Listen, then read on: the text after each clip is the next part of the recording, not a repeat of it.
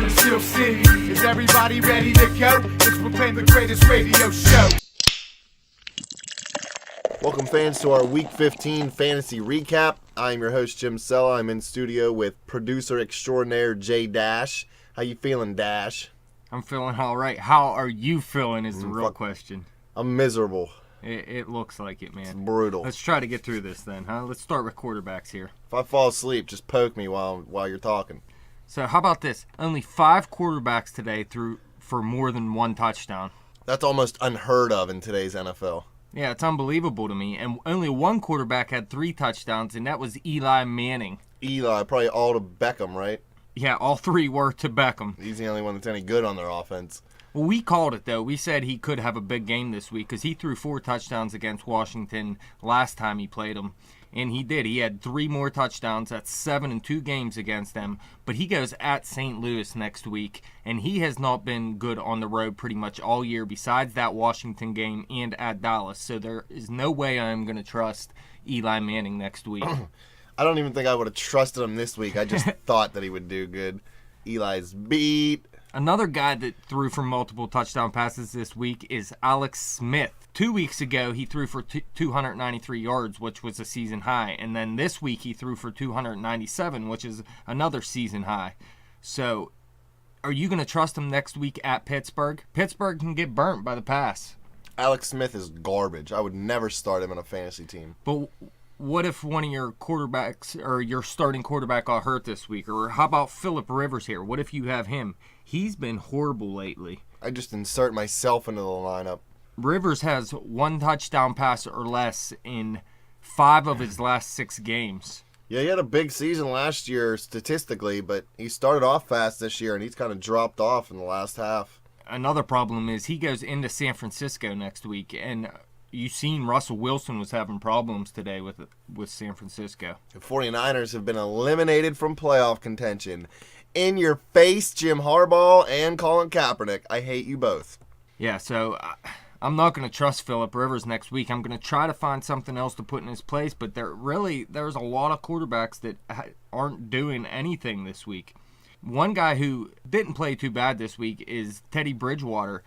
He didn't have the 2 touchdowns for 4 weeks in a row, but he did throw for a career-high 315 yards at Detroit this week. And we know Detroit's defense is good. He's going at Miami next week. They have a good pass defense. But I think I might trust Teddy Bridgewater next week if you're looking for a fill-in quarterback for your championship. Well, Bridgewater's got the wheels to move around a little bit, so that always helps you in fantasy football. He did have 30 yards rushing today. Yeah, I mean, he's not a Michael Vick runner or anything, but he could definitely move around and maybe a bootleg into the end zone, steal you a quick 6. Yeah, it's not the greatest matchup, but if you're looking for a quarterback, Teddy Bridgewater's been getting it done the past 4 weeks now. Better than the butt fumble. Ryan Tannehill had somewhat of a bounce-back week, 346 yards passing at New England, which is a tough matchup. They're better against the run, though, but he still only had 1 touchdown, and he goes up against Minnesota next week, but it is at home for Miami. Yeah, the Dolphins got smoked by the Patriots, but like you said, it's a whole different ball game at home. Miami's definitely a better team at home. Their defense plays a little better, and you could just tell Tannehill feels a little more comfortable down there. Yeah, so he's still a stretch, but if there's nothing else out there, it's not a terrible matchup for him. A lot of quarterbacks were letdowns this week, man. Aaron Rodgers, no touchdowns, 185 yards passing. Matt Stafford, 153 yards passing and 1 touchdown. Russell Wilson, 168 yards passing and 1 touchdown, just 27 rushing. Like we already said, Phillip Rivers didn't play too well. Andrew Luck, 187 yards, even though he did have 2 touchdowns, but he didn't do great for fantasy owners, so I'm sure Johnny Parlay isn't happy about that. But a lot of these top-end quarterbacks didn't do much. Even Peyton Manning here, 233 yards and just 1 touchdown. That's 1 touchdown in the past 2 weeks for Manning. Yeah, I was going to say, even Big Ben, who threw for 360 yards, he didn't have any touchdowns, so he might have got you some points, but it wasn't a standout day at all. He's still in the top 10, actually, just because of how many quarterbacks didn't do anything this week. Right. That 360 yards helped him out a good bit. Matt Stafford, he didn't play well. Hey, we predicted that in the line segment. But you know what? He goes at Chicago next week, and that is a great garbage matchup for him. So, yeah, He hasn't been great recently, but he just played Chicago in Week 13, and he threw for 390 yards and 2 touchdowns. So I'd be happy with him going in the next week if I'm in the championship. Yeah, the Bears' defense is just, you might as well call them mozzarella because they get shredded. They do. We thought Cal Wharton might have a good game this week. He had just a little over 150 yards and just 1 touchdown. How did Buffalo manage to win that game? Yeah, it's unbelievable that they were able to pull that out, and that was my pick of the week, and I lost that. Loser. Andy Dalton, again, garbage against Cleveland. 117 yards passing, no touchdowns, and 1 pick. Guess who else was garbage? Johnny Loser. Ryan Fitzpatrick, done for the season. He broke his leg. Tom Savage came in at quarterback for him. I heard Fitzpatrick was walking around the training room and he slipped on a Lego castle and he broke his leg. Is that true? That is dead wrong. Ugh. Now listen, my sources are struggling. They have Baltimore next week. Is there any way in hell you would trust Tom Savage at quarterback, knowing that Baltimore is just terrible against the pass? Well, Baltimore has the worst pass defense in the league, right? Or at least they were right around there the last week. Yeah. I don't know if I trust a rookie 4th-round draft pick, I think he was. Tom Savage. I don't know. I mean, if I'm stuck with somebody completely god-awful like Geno Smith, I might take a flyer on Tom Savage, but... Would you play Johnny Manziel over Tom Savage? Never. I would never sign Johnny Manziel. If there was 2 quarterbacks left in the league and the other one was taken, I'd just draft Le'Veon Bell for every position. Manziel has a good matchup next week going at Carolina, but Carolina's defense has been playing better recently, so yeah, you're right. After what we've seen from Manziel today, there's no way I would trust that next week. Paint his face orange, paint his hair green, cast him in the new Willy Wonka because he's just a running Oompa Loompa. The dude's garbage. He will not have success in the NFL long term. So like I was saying, Teddy Bridgewater is probably the best sleeper for next week if you're really slim at quarterback. Now, Derek Anderson didn't play too bad either. He had 277 yards passing and a touchdown against Tampa Bay, and he has another home game next week versus Cleveland. It's a stretch, but I could see Derek Anderson playing well again next week. He's pretty much played well all season when he's been in. He's a serviceable quarterback. He had a Pro Bowl season for the Cleveland Browns the one year. He's not going to win you a Super Bowl most likely, but he's probably one of the best backups in the league. So you're right. If he comes in and only has to play a few games or, short-term leash at quarterback, he could perform easily and put up some good fantasy numbers. It's today's NFL, man. Everybody could put up fantasy numbers except Johnny Football. And RG3 until this week, he actually ended up in the top 10 right now. Holy Jesus. He didn't even start the game. Colt McCoy started, but he got hurt on the first drive. Oh, and snake. RG3 came in, went 18 for 27, 236 yards and a touchdown, and he has Philly at home next week. And Philly can let up yards against the pass, but no RG3 for me. RGT12 can go bleep himself because I would not put him in my lineup. I'm going with Teddy Bridgewater over RGT12. Number 1 receiver this week, Odell Beckham Jr. Dude's just crazy good.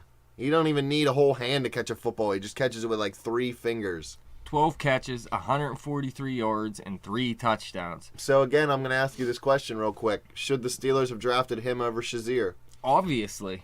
Odell Beckham Jr. would be battling Antonio Brown for the number 1 spot right now. Now what if next year Shazier comes out, being healthy and has a Pro Bowl caliber season? Would you still say the same thing? I guess it depends. If he comes out and has a Pro Bowl season, there's no reason to argue the pick. But Odell Beckham Jr., man. I was just a little disappointed because I think Sean Spence has played just as well as Shazier has this year. Right. So we definitely could have used that pick to try to make something else better or help Ben Roethlisberger or do something. The drafting for this team's been atrocious. I have no problems with Bryant, though. He showed signs. For those of you going to your championship next week and you may be a little slim at wide receiver, one thing I would do is go see if Harry Douglas is out there. Go pick him up. If either Jones or White sits, Douglas has showed multiple times this year that he can blow up. Harry Dukes. In Atlanta's matchup next week is at New Orleans, so they're going to be passing a ton. And look, Roddy White missed week 13, and Harry Douglas had 12 targets, 9 catches, 116 yards. Julio Jones missed this week versus Pittsburgh. Harry Douglas had 14 targets, 10 catches, 131 yards. I would definitely go pick this guy up stash him on your bench, and hope Jones and or White sit next week. Roddy White kind of looks like the Predator. Antonio Brown did it again. 10 catches, 123 yards. He caught every target this week. AB's a beast. Easy said Mike Wallace was going to catch a deep pass this week. He did. He went 5 catches, 104 yards, and a touchdown. And it was supposed to be a tough matchup for him. Now, next week he has Minnesota, who can be beat in the passing game. But they did stop Stafford and Kelvin Johnson this week, so I'm not going to trust Mike Wallace next week at all. Wallace is a one-trick pony. He doesn't really run routes very well. He doesn't really get open as the play breaks down. He just runs deep, and players know that. Defensive coordinators know that, so they just roll safety over the top, cover him deep, and it's made it a lot harder for him to be effective. When he was in Pittsburgh, you had AB chewing up the underneath, so there was no way you could roll both safeties over the top to stop Wallace. But down in Miami, they don't have that underneath guy like Brown to help him out, so I'm not going to say he's worthless, but he's not worth as much in Miami as he was in Pittsburgh. Percy Harvin ended up playing today. We thought he was going to be inactive, but he was active and he did play, but he pretty much did nothing. And Eric Decker was the one that did better again. He had 7 catches for 100 yards on 11 targets, and the week before that he had 6 for 89 on 8 targets. And he has New England next week, so they may be passing a good bit. I like Eric Decker as a sleeper next week. I'm afraid of any wide receiver that has Geno Smith throwing him the football. It is a scary proposition, but Eric Decker's been a pretty good receiver this season, and he ended up in the top 10 this week. Kelvin Benjamin, another good week for him. 8 catches, 104 yards. You got to keep playing him. Nate Washington had 6 catches for 102 yards. He had 10 targets. Like we were saying, their receiving core is hurt. Hunter's out for the season. Kendall Wright's been injured for the past few games, and they have Jacksonville next week. Jacksonville isn't the worst defense, but I think that is definitely a defense that Nate Washington can beat.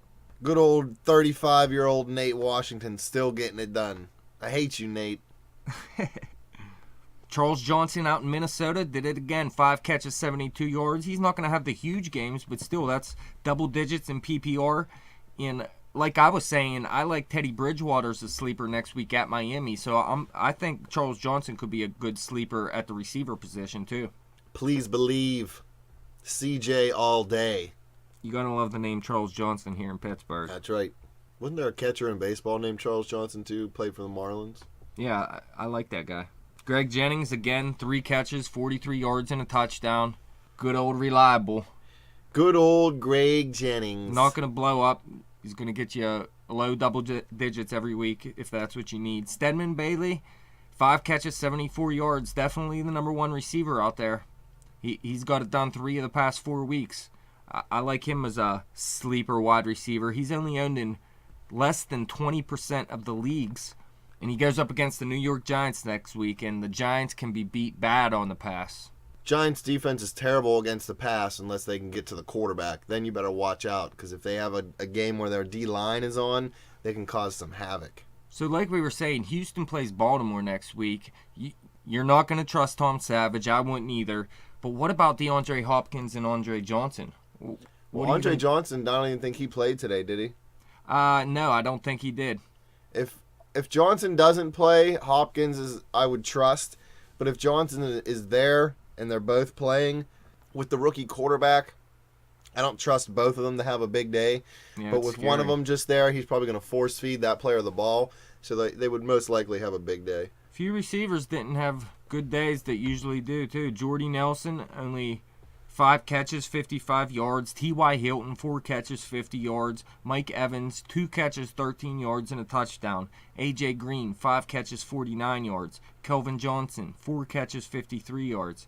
Emmanuel Sanders, 3 catches, 53 yards. All these guys had down weeks, and it might have screwed you in fantasy. You might be done for the season, but if not, I'm going to trust all these guys next week. They've been beasts all season. There's no reason to question them now. Just keep playing them. Guess who the number 1 running back was this week as of right now? He's tied with Jeremy Hill, who blew up, who I didn't think was going to have a big week. So hopefully you people didn't listen to me and you did play him, because he had 148 yards and 2 touchdowns. But who else is there with him? I don't know, Le'Veon Bell? Le'Veon Bell, every week. Only dude who does everything every week. Bleep you, DeMarco Murray. But Jeremy Hill, he goes up against Denver next week, and I'm not sure I like that matchup. Now, Denver's had a better defense this year than last year. They've been pretty solid against the run. They don't give up too many big plays. They know Peyton, I don't want to call him breaking down because he's probably one of the best ever, but they know they got to support him a little bit. They got to play tougher defense because he can't go out and throw 6 touchdown passes every week like he used to. The Vikings go at Miami next week, and Miami's had some problems stopping the run recently. And Matt Asiata this week, he only had 11 carries for 36 yards, but he did score a touchdown, and he had 7 catches for 50 yards. So I sort of like this matchup because he is used in the passing game as well as the run game, and he is the number 1 running back out there right now. They don't seem to be wanting to use Ben Tate. Yeah, I don't know why they wasted time and money to sign Tate. They're in love with that Asiata. And I know, like you said, he put up some decent numbers this week, but I haven't really seen anything special out of that guy, so I would still be weary to start him. Yeah, it's tough, but if something happened to one of your running backs, he's still available in a lot of leagues. I think he's a good sleeper running back for next week, even though you're right, I do not like this guy. Again, not too many running backs did much this week. It's been a tough week for fantasy. It's getting closer to the end of the year, colder weather, getting closer to playoff time. Teams are starting to try to game plan a little bit more like the playoffs. They know it's not going to be 45-40, at the end of December and beginning of January, so that could be part of the reason why some of the fantasy numbers are down. One guy I do like next week is Joik Bell. He had a pretty good game this week. He had 62 yards rushing and 4 catches for 41 yards. He was in the top 10 for running backs. And next week, he has a great matchup. He goes at Chicago. He just played Chicago in Week 13, and he had 91 yards and 2 touchdowns. So I am definitely keeping Joik Bell in my lineup next week. Unless his name's Le'Veon, I don't want nothing to do with him. New England's run game, I'm so tired of it. You never know what's going to happen. Never, dude. As soon as you think, finally, they got a running back they trust, LeGarrette Blount, they've been running him since they have him. He's had more than 10 carries each game, and then this game he comes out and has 8 carries. They run Jonas Gray. They use Shane Vereen. I'm surprised Blount didn't quit. You're surprised. They have the Jets next week, so I'm probably not going to trust any of these New England running backs. It's so hard to ever trust a New England running back as far as fantasy goes. But you got Edelman at wide receiver and Gronk at tight end, and even Edelman's not a must start. Frank Gore had a concussion today, so your boy Carlos Hyde may be starting next week. Finally, he's going to get a chance. They're going to go against San Diego, so it's not a terrible matchup. And you know what? Maybe they just need a little change of pace. If you're short at running back and you're going to your championship, Carlos Hyde may be starting. I'd go pick him up just to make sure. And, hey, it's not a terrible play. And, with the Niners being eliminated from playoff contention, it's time to start figuring out what they got for next year. They're probably going to move away from Gore. He's getting a little older. They're going to want to move towards the younger Hyde, so you might as well just start giving him the carries and see what the young guy can do. He's got, a 2-game audition? Yeah, he has Arizona in Week 17, though, which is going to be a very tough matchup for whoever starts in that game. Stephon Taylor didn't look too bad today. Ellington's done for the season. They were thinking about running that Grice. Taylor turned out to be the best Arizona running back today, but they got Seattle and then at San Francisco, so I'm going to stay away from the Arizona running backs for the rest of the season. They might as well not even start a running back. Never going to run the ball against Seattle. Jamal Charles didn't have a good day today. Yeah, that's a first. Yeah, he's been beast mode all season long, besides when he was hurt. But he only had 52 yards rushing and just 1 catch. But again, I'm playing him no matter what next week. Believe it. Him, Bell, McCoy, and Murray are like the only running backs that I'd start every week no matter what. The real Bell. Isaiah Crowell, I thought he was going to have a big week this week. He only had 7 carries for 17 yards. Terrence West outplayed him. And they go at Carolina next week. I say Isaiah Crowell has a bounce-back week for Cleveland, and they might not even start Johnny Manziel, which may help Crowell. If Manziel starts, they're going to be more run-heavy in their play selection, but if that might not be the best thing. Doesn't start, they actually have a quarterback who can throw the football, so the safeties won't be able to creep up into the box. So, yeah, I don't think Manziel provides much of anything to Cleveland. He just ruins their entire offense with his stupid money sign dance that he does. God, I hate him. Alfred Morris was supposed to have a big week too, but he ended up not doing much. I think he had just 49 yards rushing, and he goes up against Philadelphia next week. They're not the worst defense in the world, but they can be beat. But in week 3 at Philadelphia, he played okay. He had 23 carries, which is a nice load to have for your starting running back, but he only had 77 yards rushing, and he wasn't used in the passing game. No touchdowns. Would you trust Alfred Morris next week versus Philly? I don't know. It's a tough call. Philly's defense is a little back and forth, I guess I want to say. You never know really what you're going to get out of them. And it kind of depends on how Philly's offense does, because if they're scoring on a lot of big plays, they're putting their defense out there a long time. But if they're doing their normal, just controlling the pace of the game by running a lot of plays and not scoring on big plays, that's definitely an aid to the defense, because when they have a lot less time out on the field, they're a lot fresher, and then they can stop the run. Wasn't a terrible week for tight ends. Greg Olsen led the way with 10 catches for 110 I seen yards. Heath Miller was ranked like 3rd with 3 catches for 68 yards. Well, did you see that on NFL Network or Yeah, some it was crap? when I was watching one of the games. They don't even include touchdowns in that, though. That's lame. Yeah, it's stupid. Those rankings are moronic. Greg Olsen, 10 catches, 110 yards. Gronkowski did his thing. Gates did his thing. Surprisingly, Owen Daniels had 4 catches for 62 yards and a touchdown after looking like he was not a part of this offense at all anymore. And at Houston next week, Houston can be beat. Would you play Owen Daniels? That's a tough call. I hate Joe Flacco. He's not very consistent. They've always had that Dennis Pitta out there in Baltimore, and they talk him up and say how they're going to have huge things from him every season at the beginning of the year, and then that dude gets hurt all the time, so it doesn't really help. But there's always big talk out of Baltimore's offense of what they're going to do with the tight end, and then they very rarely actually do it. One guy who I might like as a sleeper next week is Travis Kelce. He has 2 good games in a row now. He had 7 for 110 in week 14, and then this week he had 5 for 59 and a touchdown. Going at Pittsburgh next week, they can be beat in the air, even though Alex Smith isn't the greatest quarterback. But for sleeper tight end, I sort of like Travis Kelce. Yeah, the middle of our defense is kind of soft. Polamalu's, not what he used to be. Mike Mitchell's garbage. So the tight ends definitely have an opportunity to have big points against the Steelers' defense. If your tight end isn't working out for you, you might want to go take a look at Kyle Rudolph. He's still owned in about half the leagues, and he finally had a big game today. 7 catches for 69 yards. He didn't blow up, but Teddy Bridgewater's still looking good. Another good sleeper next week, Kyle Rudolph, I believe.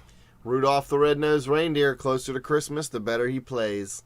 Dwayne Allen outplayed Kobe Fleener this week. Fleener had just 2 catches for 32 yards. Allen only had 2 for 16, but he did find the end zone, and he's a touchdown beast. Maybe he can get going again. He slowed down for a while after his injury. He came back, and he wasn't doing much. But they have at Dallas next week. Dallas is the worst against fantasy tight ends. I like both Allen and Fleener next week in that matchup. Julius Thomas, a letdown again. He was active last week, and he didn't even play a snap this week. He got 2 targets, 1 catch, 30 yards. You have to trust him, though, right? I mean, you might not trust him, but you have to play him. He was so beast at the beginning of the year and all through last year. I don't know how you don't play him if you got him. Yeah, it's not like the tight end position is deep. If you have Julius Thomas, you're just going to have to deal with it. Hopefully you made it to the championship anyways with him in. Just keep playing him and hope for the best at this point. It's either Thomas or my dog Marley, who can catch everything.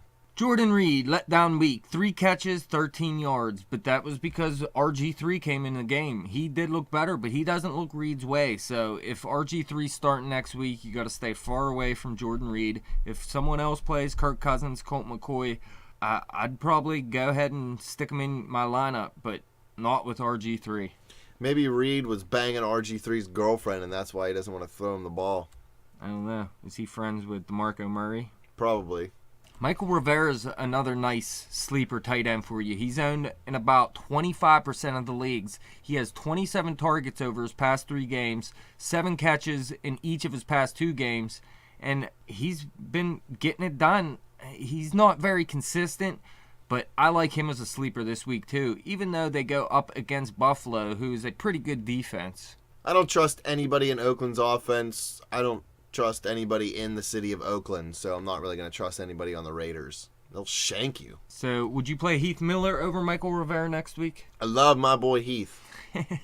I'll take that as Heath Miller. Please believe. Jordan Cameron, I would not trust next week if Johnny Manziel goes just by what he showed today. But if for some reason Brian Hoyer's back in the game, I would take a chance on Jordan Cameron if you have nothing to play.